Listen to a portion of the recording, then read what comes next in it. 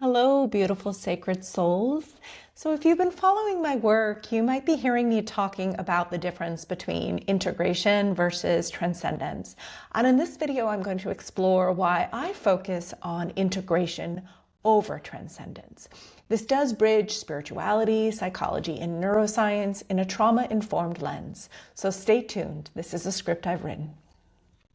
So there is a lot of spiritual content right now that encourages us to rise above the ego, or detach from the mind, or transcend the body and live in a constant state of presence so we avoid suffering. And for many people, these practices can be genuinely helpful, especially when life feels overwhelming.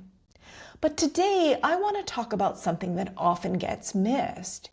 The difference between transcendence and integration, and why integration is essential for real sustainable healing that helps us actually live in today's world. Because the reality is we will all face some form of suffering, and being able to be with the suffering is how we embody the human experience. What does transcendence teach?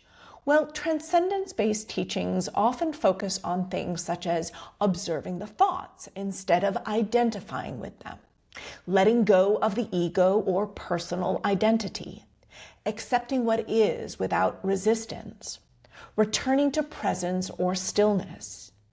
At their best, these practices do reduce rumination, create space from intense emotions, offer moments of peace. And from a neuroscience perspective, they can temporarily calm the nervous system by reducing cognitive load and dampening threat response. So I do want to be clear that there is value in these teachings. Let's now explore where transcendence can become harmful. So the problem with transcendence arises when it is taught as the end goal rather than as a tool. This is especially true for people who have experienced trauma or are facing heavy stress. The nervous system may already be skilled at dissociation, emotional numbing, leaving the body, disconnecting from needs and impulses. So when someone is told, just observe the pain, let go of the self, don't identify with emotion, rise above the human experience, what can happen is not awakening, but a spiritualized form of avoidance. The nervous system doesn't heal by being bypassed.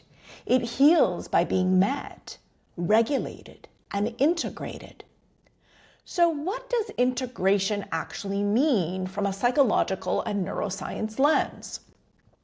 Well, here is why integration is different than transcendence.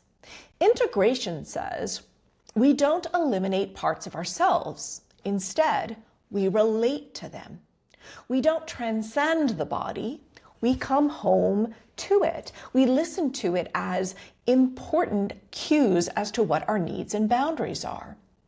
We don't silence emotion. We build capacity to feel it safely.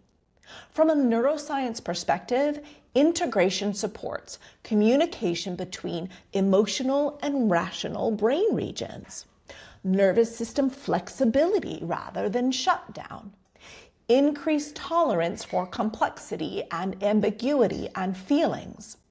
And from a psychological perspective, integration allows parts to be witnessed without being exiled, identity to mature rather than dissolve, ethics and accountability to develop alongside compassion. I don't believe that true presence is floating somewhere above life. I believe it is being fully here while being fully human. So here's a personal story.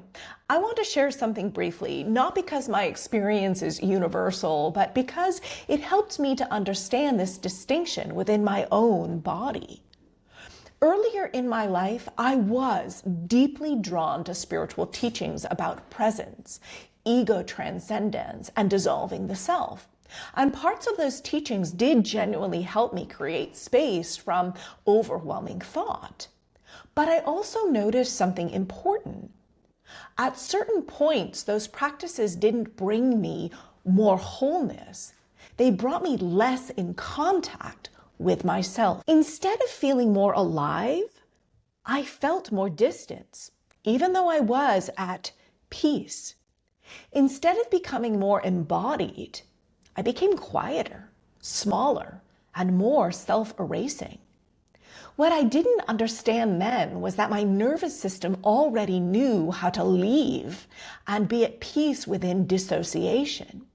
So teachings that emphasized rising above something reinforced patterns that were already there, that were leading me to disconnect from what my needs and emotions were actually trying to communicate. When I shifted toward integration, when I learned how to listen to my body, honor my emotional reality, working with my nervous system instead of overriding it, spirituality stopped being destabilizing and became grounding. Presence stopped being something I escaped into, and it became something that I could stay in. So I want to help you, the viewers, discern what is right for you, because for you, you might find that you need something different. And this is the most important takeaway. You don't need to decide whether a teaching is right or wrong. I invite you instead to notice how your body responds.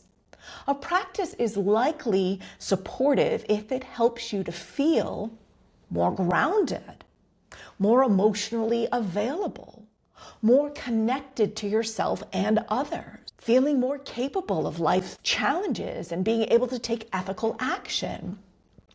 A practice may bypass and be spiritually distancing and avoidance if it leads to things such as numbness, disconnection from needs, lack of agency, difficulty setting boundaries or leaving harmful situations, avoidance of responsibility or relationship. Awakening should expand your capacity to be in the human experience, not reduce and lead you to escape the human experience.